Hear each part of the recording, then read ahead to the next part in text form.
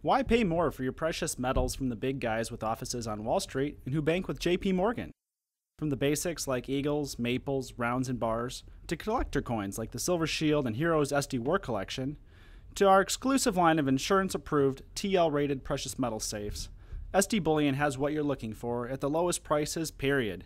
Guaranteed. Find out why over 15,000 new customers have recently made the switch to buying their gold and silver from the dock. Give our team an opportunity to earn your business today at SD Bullion. Why pay more?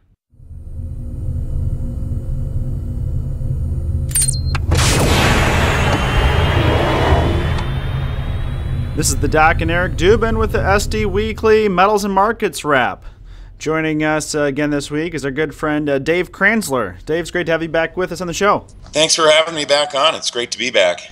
Well, it's been a long, painful November here, and we're not even to Thanksgiving yet. As our listeners are likely aware, gold and silver sell-off continued this week. As we were chatting before the show, silver's now losing streak stretched to 15 days.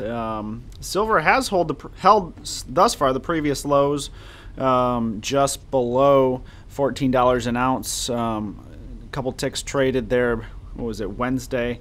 Gold has placed new half-decade lows, but has held up significantly better than it looked like for there a little while interweek. It has rallied back above 1080, although selling off a bit here Friday as we record. Let's start with the trading in the metals. Dave, what's your thoughts here? I know we were chatting before the show about whether they have or have not bottomed. That's been really the question for the past year or so. Is there any reason to believe that they might have now? Well, you know, I think any conversation about the metals has to differentiate between the physical market and the paper market. I mean, every time they use the paper market to push the price lower, which is what we've seen for the past, 2 or 3 weeks, 4 weeks, whatever, the buying over in China and India starts to ramp up again. So, I mean, clearly lower prices are, cause a big increase in the amount of gold that China and India are willing to purchase.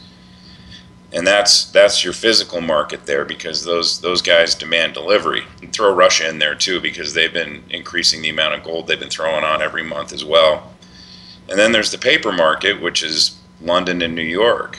And I mean, as everyone knows who's listening to this, the ratio of paper gold to registered deliverable gold on the COMEX is pushing unprecedented record levels. I mean, when I first started doing this back in '01, I never would have in my wildest dreams ever would have thought that the regulatory authorities would let the paper to physical ratio become so imbalanced on the COMEX.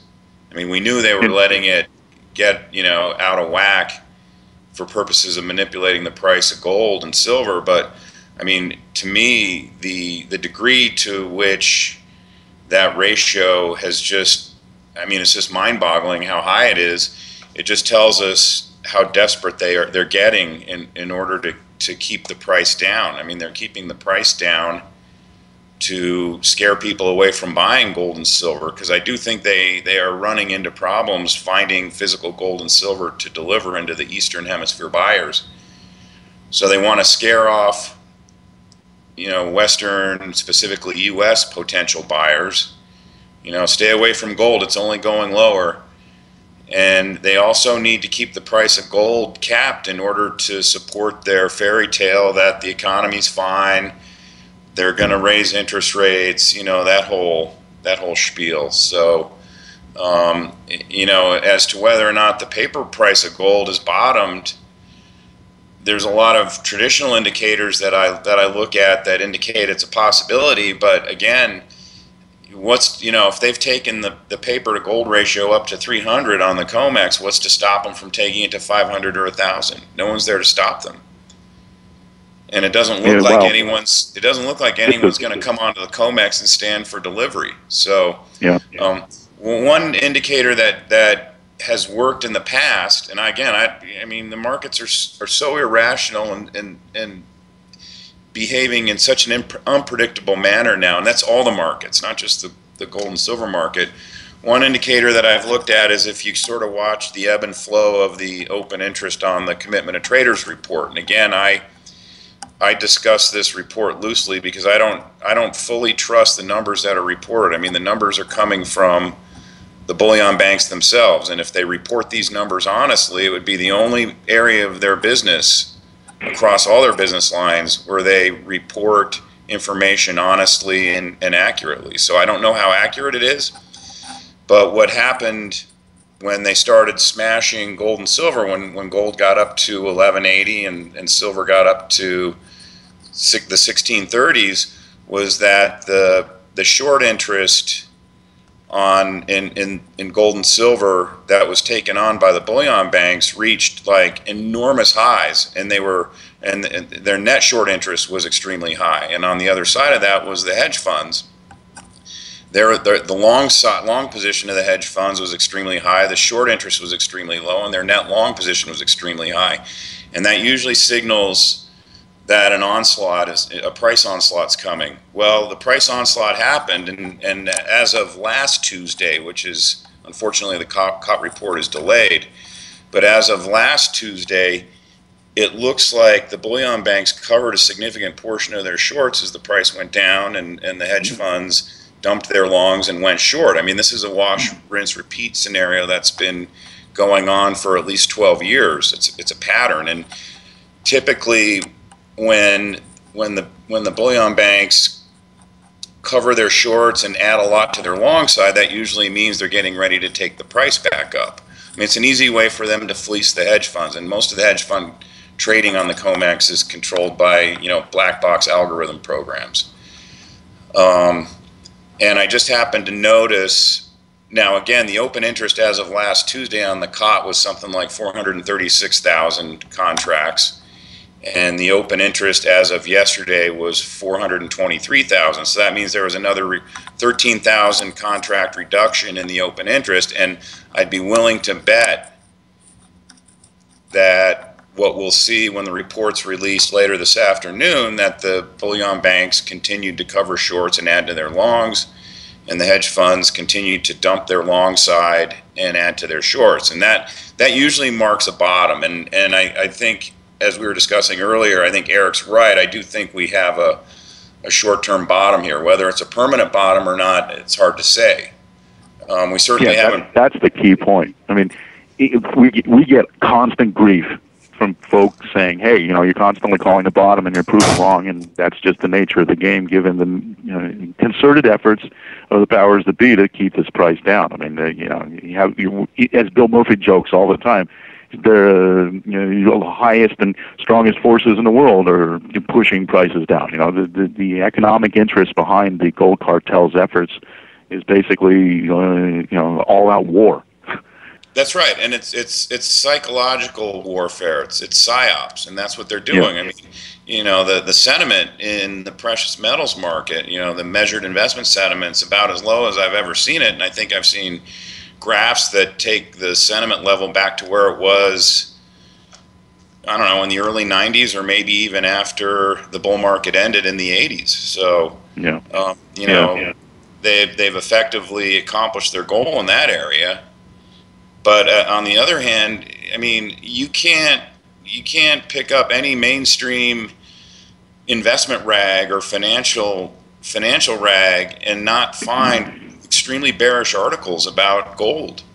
And to me, that indicates that everyone's on the bearish side of the boat. And obviously, we know what happens when everyone's leaning the same way in the markets. And I do think that for now, the Fed has the ability to contain the markets, both the stock market and the precious metals market. And I don't think they're going to be able to contain them forever. And at some point, the balance is going to tip, and I think we're going to see a heavy washout in the stock market, and I think a lot of that money is going to flood into the precious metals, paper and physical. If we want to talk about the Fed for a little bit, my perspective here is really the last month has been what we've seen is a lot of dollar strength from the Fed jawboning, telegraphing, acting like they're going to hike rates in December, and pretty much everything we've seen, I believe, has been now priced in, which I think you probably have up to maybe about 2 more weeks possibly of this trend to continue. Dollar strength and commodities across the board getting hammered as everybody piles on to the MSM notion that Feds are jacking rates in December. But so, I mean, really either way that plays out, if they do go ahead and raise rates, I think really within the next week or two, that's all going to be priced in, and you're going to see a sell the rumor, buy the news event in gold and silver. And then if they don't raise rates, you're going to see a much more significant rally as, like you alluded to, Dave, everybody's on one side of the boat, and if the Fed doesn't then follow through 9 days before Christmas and jack rates up, you're going to see a somewhat strong and perhaps volatile move to the upside in the metals. Totally agree with that. Yeah, exactly my thesis as well. It's kind of funny that everyone talks about dollar strength out there because it's really kind of relative. I mean, I'm looking at a long-term graph of the dollar, and we're not even back to the highs in the dollar index that we were in early 2015. I mean, it's been a straight-up rally for about 2 weeks in the dollar, and perhaps that's because the market really believes that the Fed's going to raise interest rates in December. But on the other hand, I mean, you know, a strong dollar, I mean, let's face it, these guys know the economy's not doing well. I mean, you'd have to be blind and deaf not to see all the data that's been coming out, especially the retail sales numbers recently. They're terrible. And so, I mean, and they know that a strong dollar exacerbates a weak economy. I mean, corporate revenues are declining, corporate profits are declining. Every company that reports is telling you things are not good right now. Caterpillar's like death warmed over, and that's sort of a global barometer. But the narrative is that, oh well, the whole world's like going to hell in a handbasket, but everything's fine here in the U.S. Right? Okay. Yeah. Well, how come there's no imports coming into the U.S. ports? How come all the trucking and freight indices are collapsing? I mean, that tells you there's no meaningful economic activity going on in the U.S. either.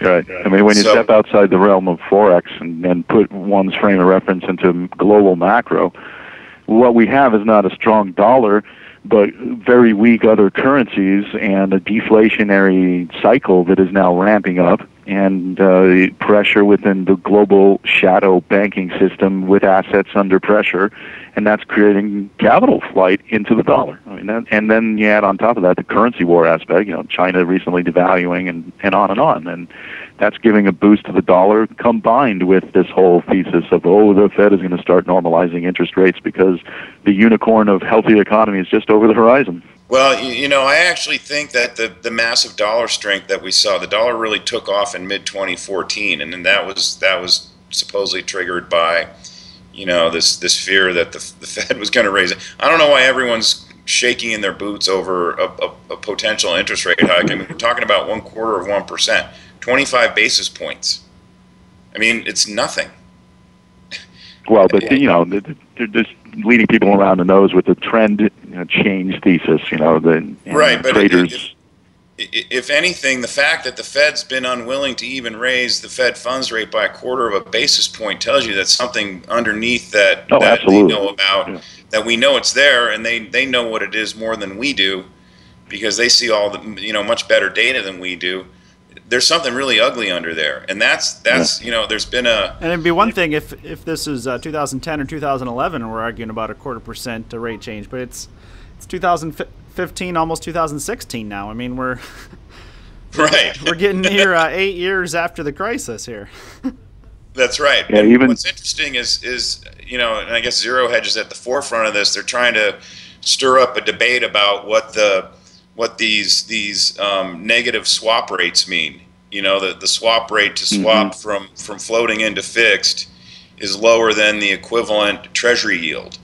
and they've gone negative. Well, if you look at a long-term graph of that and go back to '08, those spreads in the 30 out to the 30-year have been negative since 2008, and they bounced briefly when QE was going on, and they've gone down again. I mean, they've basically been declining since. Again, I don't have the graph in front of me, but let's just say 2011 for the sake of argument. But they never went very positive. And it doesn't matter what the specific technical reasons are for it. It tells you that something is very, very wrong in the global financial system. And that's not just everyone but the U.S. It's especially and including the U.S. There's something very, very wrong going on out there.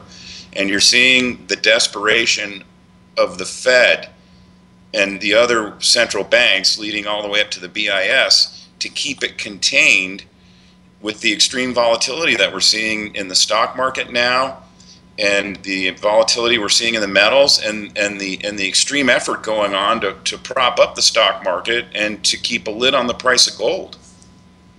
And all of these spinning plates that they're trying to juggle are getting more and more complicated with each passing month. I mean, that's the problem with this enormous amount of leverage that exists in the system as but a product of this reflation of every busted bubble cycle that we've gone through over and over again for decades. And now we're definitely in the end game. And I just find it kind of ironic that the Federal Reserve and Janet Yellen have been talking about, well, we're going to be data dependent and we're going to make our decisions based on the health of the economy, on and on. And here we are with retail sales rolling over significantly, even witnessable in the upper end of the retail market, which was kind of carrying a great deal of retail sales in the United States over the last couple of years, because the wealth effect was helping the upper class live high. But everything is rolling over now, and everywhere you look, whether you're talking Dr. Copper and the signals that the commodity sector has been showing, the Baltic Dry Index scraping new lows, the retail shock that we saw, and you did a couple of great articles on this too, because when you see Nordstrom suddenly getting shade for a huge intraday move, it just shows that the expectations built into the understanding of what retail sales are doing were completely wrong. And the Fed knows all this stuff, and how are they going to be able to orchestrate a interest rate hike thinking, or trying to paint this picture that the economy is doing well smack in the middle of the most important retail sales period in the entire year? I get the sense that we're going to see the Fed not raise, and that's going to contribute to a stock market pop sometime in December, associated with all the nonsense propaganda we get about sales being pretty strong in the retail sector, and then in January and February, when the postmortems come, and looking back with 2020 hindsight as to what really happened in the retail sales, we're going to see lousy numbers, and all of that's going to contribute to the stock market rolling over in 2016.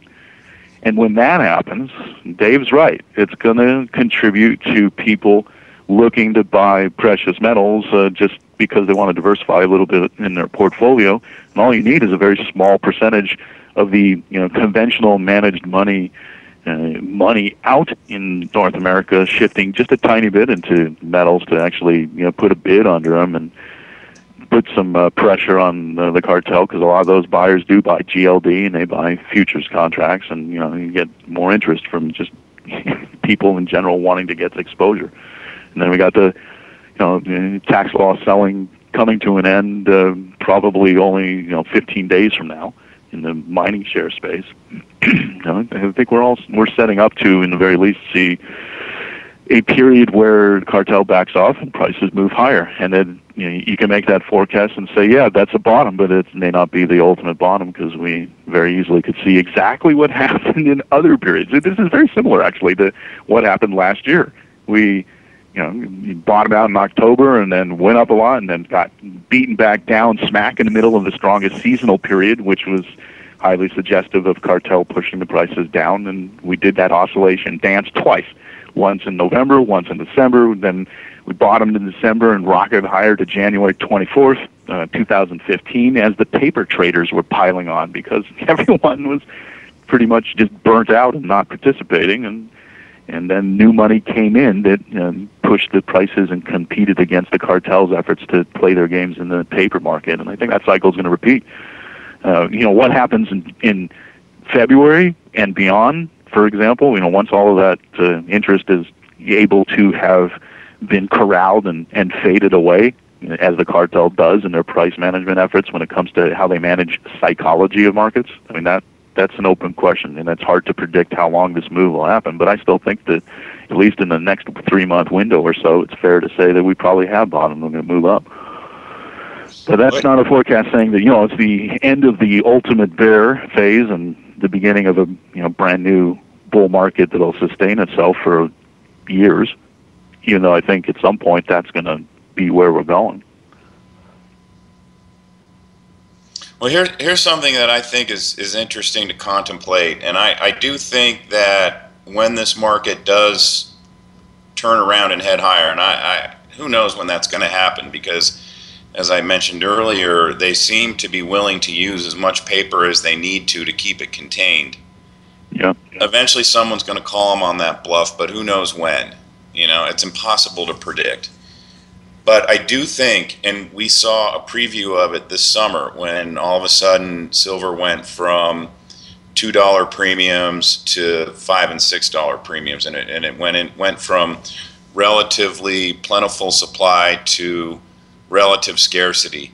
I do think we are going to reach a point at which it's going to become next to impossible to buy gold and silver on the open market. I mean, you'll be able to buy it probably privately through like Craigslist or whatever, and that's because I think at some point, as I mentioned in my blog post that I posted last night, I think we're seeing Greshams Law happen right now, which is that the bad money chases out good and people hoard the good money, and at some point there's going to be such a demand for physical good money, i.e. gold and silver, that it's going to completely outstrip the supply, which is something that's been going on for the last 10 to 15 years anyway. But a lot of that gold that's been above ground has been recycled and hypothecated and leased out, and it's I think it's starting to disappear. And I think we will, and I don't know if this will happen, next month, next year, whenever, I don't know. But I do think that people who do understand what's happening, who either don't have physical gold and silver or have some but want to buy more, I think now is as good a time as any in the last 15 years to add to your positions or to start a position. And I say that with, I don't have any vested interest in retail gold and silver sales. I don't have any vested interest in that. I mean, when you take a look at the big picture, if you step back a little bit, it really is remarkable that there's even any sort of premiums rising or shortages, whether it's just at a retail level or if there is some underlying wholesale shortages in silver at all, when you realize the total percentage of investors who are invested in the space. I mean, it's less than 1%. And premiums are supposed to be a thing that advances when prices are moving up in a normal market. Right. I mean, that's the most absurd thing about all this. I mean, we're supposed to believe that there was no retail shortage. Well, there was. I mean, yeah, of course, they could have conceivably been able to source some 1,000-ounce bars and, you see some more flexibility with national mints and so forth. But the reality is that, this is a product of artificial price signals being shoved down everyone's throat from a cartel. And that'd be a good time to give the listeners a quick update on what we've seen in the physical markets over the past week. Really, over the past probably 4 to 5 weeks, we've seen an improvement in availability and supply, and that all changed rather suddenly early on Tuesday morning. All the authorized purchasers from the mint that we talked to just described remarkable demand for, it started with Silver Eagles and then really across all silver products. Maybe not quite to the level we saw in July, but pretty much everyone you talked to said they were getting phone call after phone call, taking down 50 to 100,000 coins at a time. And we saw premiums rise multiple times intraday on Tuesday and Wednesday. On the wholesale market, they've risen about probably 60 to 80 cents from the beginning of the week. And that's after about a month of continual declines and improving availability. And as I take a look at the mints numbers here, as we record this on Friday the 20th, the U.S. Mint has now sold 42.9 million Silver Eagles for the year. about 3.1 million for November.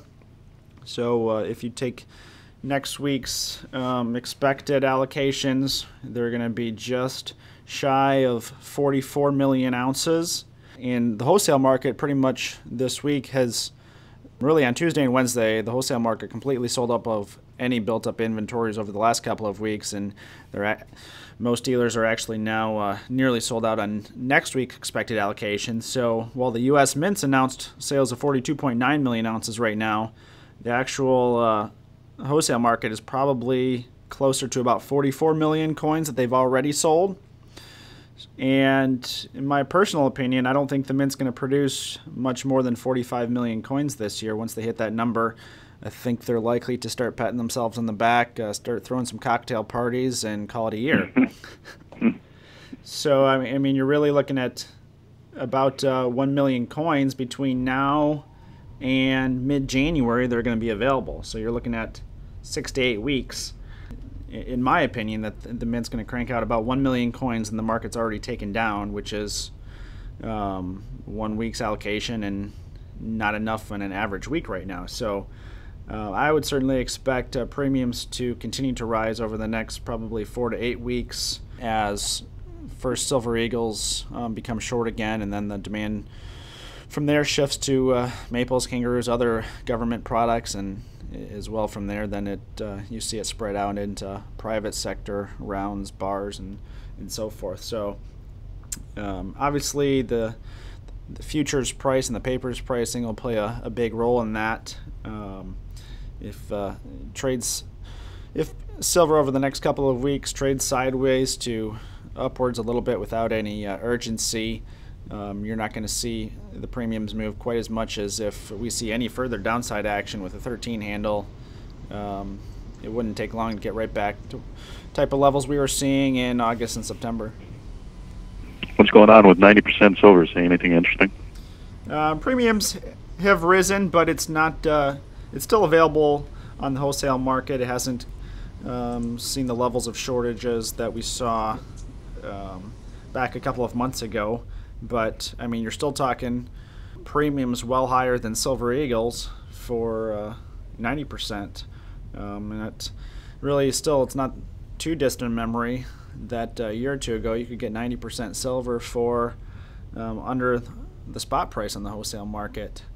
So yeah, I mean, one thing that might be interesting to consider is that we saw a lot of the stacker community get re-energized over the summer and basically buy all the way through the end of September, and they tend to be the buyer for the 90% first and foremost. And I'm kind of wondering if there was some folk who bought and then kind of gave up hope as Shemitah didn't manifest, and a lot of the other things that people were thinking were to come did in fact not come.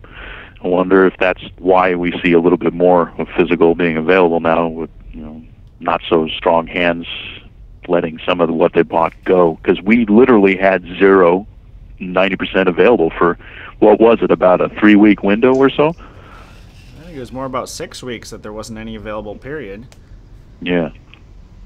It really wasn't until silver moved higher by a buck or two before some investors finally sold some into the market. Yeah. Just to weigh in on this, I mean, the 90% silver, that market's dependent on retrading, right? Yeah. So I think that when the sort of the bid side fades, I think that's when people either start selling or take profits in what they're sitting on. That's the type of market where it's going to trade, and when silver becomes scarce, that market becomes completely illiquid on the offered side, and when silver starts trading freely again, then it seems like that market frees up. At least that's what I've observed 12 to 15 years. And when you had mentioned, Eric, a little bit earlier, that it seems like there's supply out there, I do think that I think the Mint's under marching orders to try and crank out as much silver as they need to. I think it's an embarrassment for them when they run out of silver and premiums go up. I would disagree with that, Dave, and I would point to one explanation, or that I would say of why I pretty strongly disagree with that they're not producing anywhere near as much silver as they need to. They haven't run the San Francisco Mint the entire year.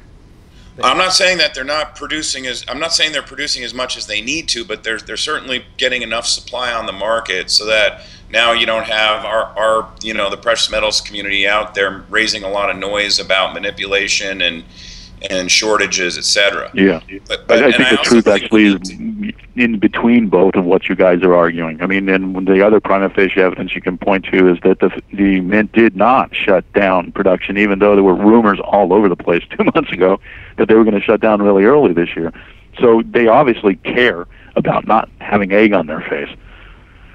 Well, and if they're if they're not producing San Francisco Mint coins, it's probably just so that they can divert supply to the main mint production, just the boilerplate mint production, the generic bullion silver eagle coins, because that's where most of the demand is. I mean, the San Francisco Mint, those are just bullion silver eagles, just like the West Point Mint. They don't sell them any different. We're not talking about proof coins here or anything special. Yeah. I mean, the last few years, they've been concurrently running the West Point Mint and the San Francisco Mint, supposedly to crank out more volume.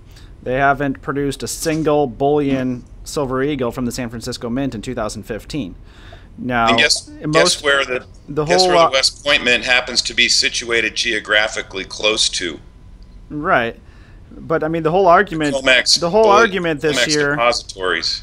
The whole argument this year from everyone arguing that there was no shortage was that it was just a production minting issue at the U.S. Mint. And I mean, if that's the case, why in the world would they not have cranked up the San Francisco Mint if they're really trying to produce as many coins as possible, but they just can't stamp out as many, that their stamp presses aren't working, then certainly you, Eric, or I, if we were running the show, we'd like, hey, we got a whole nother mint here in San Francisco. Maybe we should flip the switch.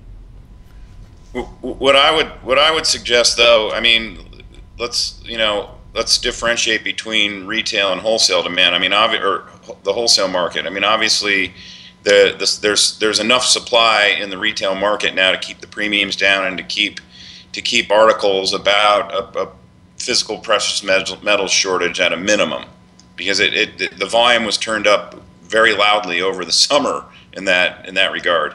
But I do believe that the wholesale market, i.e. the institutional bar, the LBMA bar market, I do believe that's running thin. I mean, we're seeing backwardation in London in the gold market, and I believe there's also backwardation in silver, which tells you right there's a shortage of institutional gold or wholesale gold. Right. And obviously we've seen, quite a bit of gold leave the eligible account in the JP Morgan vault recently. And again, I can't emphasize enough the fact that they're willing to go out on their skis to the extent that they have, to use paper to keep the price of gold contained in the paper market. I mean, that just reflects the fact that they're desperate to mute out all possible demand for that other than what they know they can supply, to the buyers in the Eastern Hemisphere. And they've obviously been shaking down as many countries as they can to get gold out of it. I mean, we saw what happened with Ukraine gold.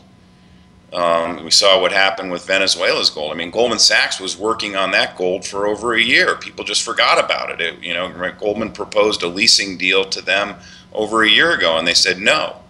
And then a year later, after a year of currency turmoil and sovereign budget deficits there that became completely unmanageable, they finally agreed to sell some of their gold that Hugo Chavez had taken a lot of pains to repatriate because they needed the money. And to me, that was just a blatant shakedown of Venezuela's gold. But I mean, it wasn't even that much, but it was probably enough so that the bullion banks could keep the gold flow uninterrupted to the east. And I do think that the wholesale market is getting tight, and I think it's getting tighter. And I don't think, I don't know if they have a way to address that or if they've figured it out yet.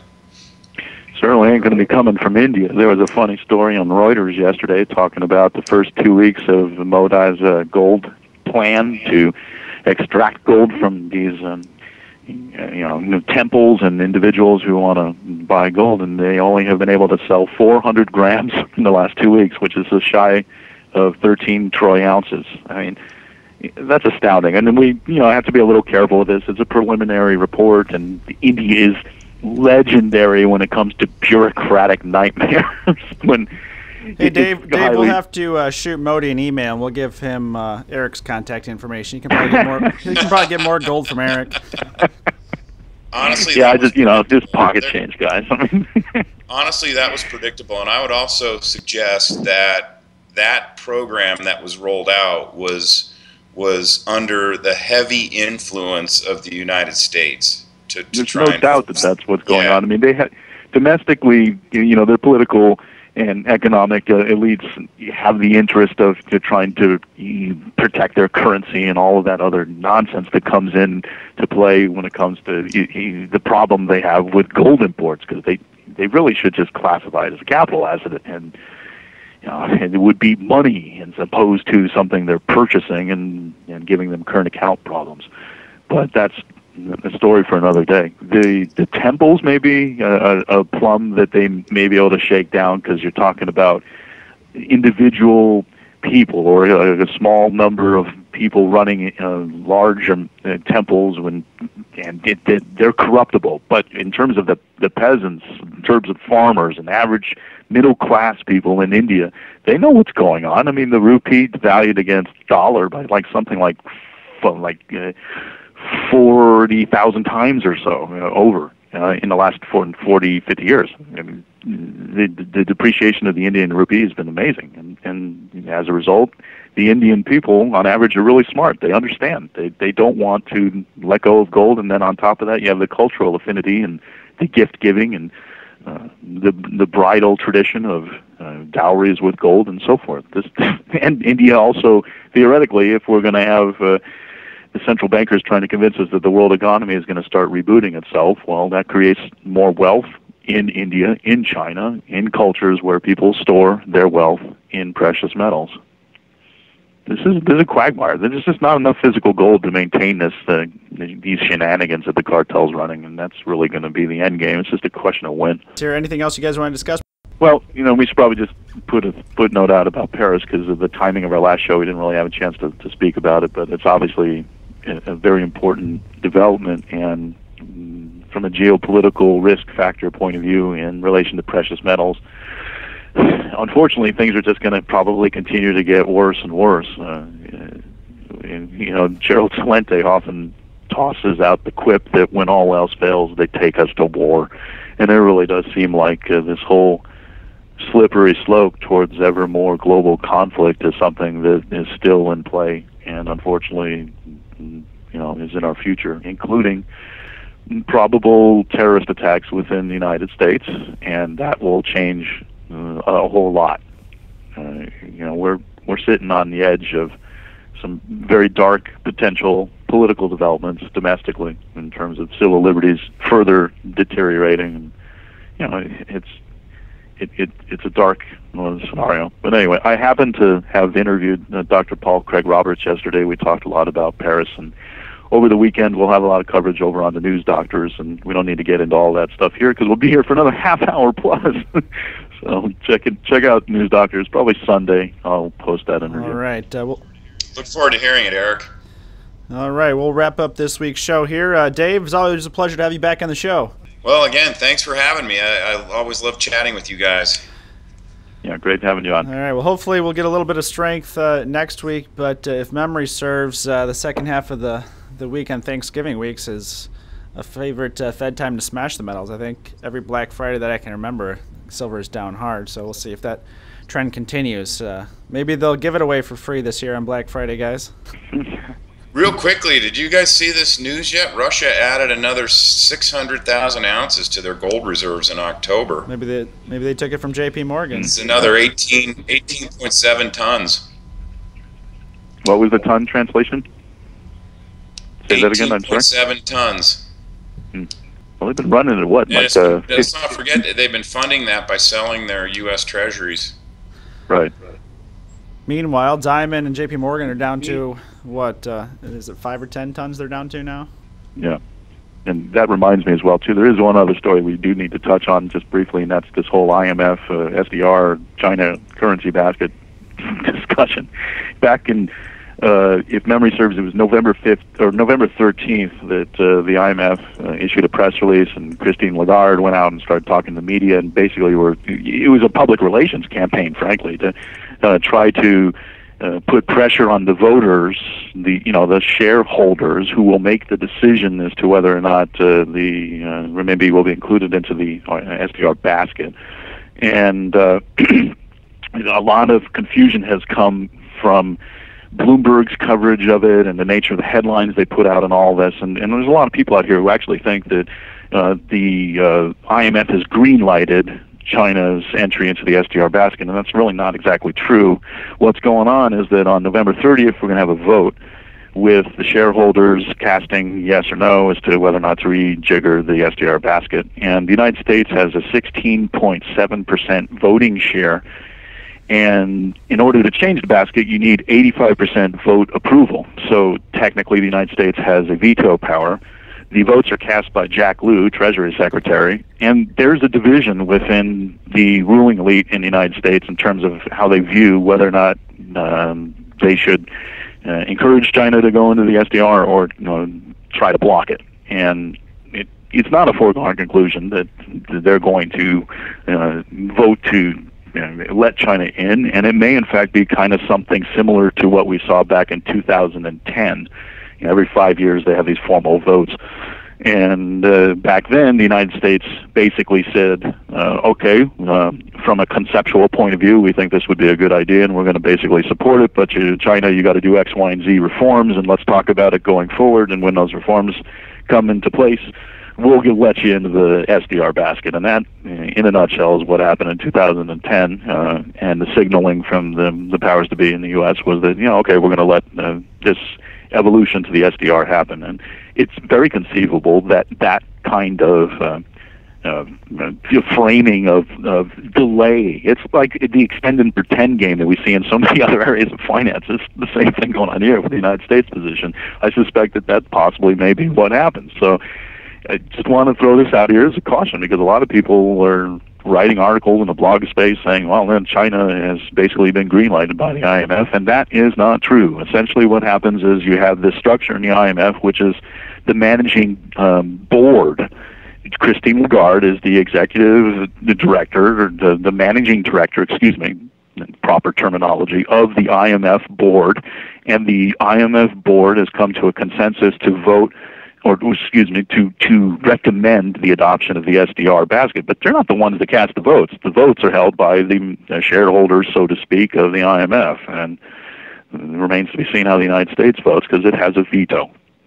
And we'll know November 30th what is the official policy. It'll be interesting to watch. In the long run, it's not going to really matter.